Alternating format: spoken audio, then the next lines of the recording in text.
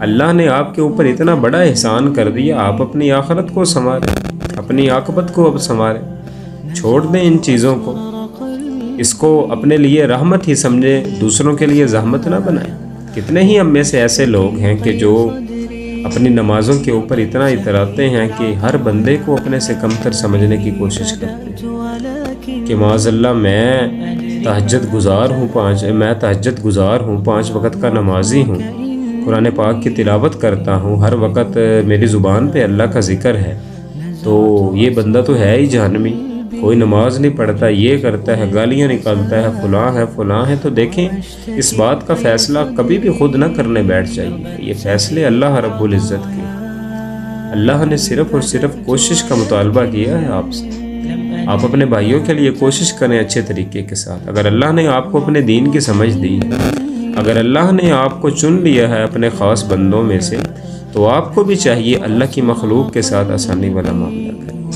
اللہ کی مخلوق کو سمجھائیں اچھے طریقے کے ساتھ۔ یہ کوئی سمجھانے کا طریقہ کار نہیں ہے کہ آپ ایک بندے کا دل توڑ کر کے رکھ دیں،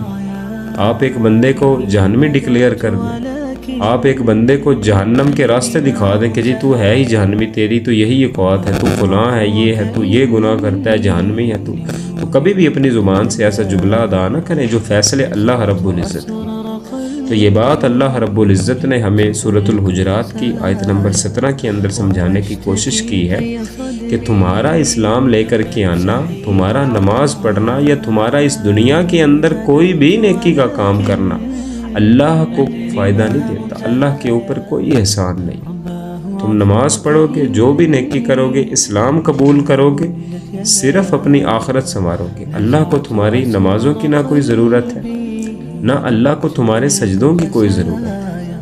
یہ تمہارا اپنا اختیار ہے، تم اپنی عاقبت سنوار رہے ہو، اپنی آخرت سنوار رہے ہو۔ کرنے کے جو کام وہ یہ ہیں کہ اپنے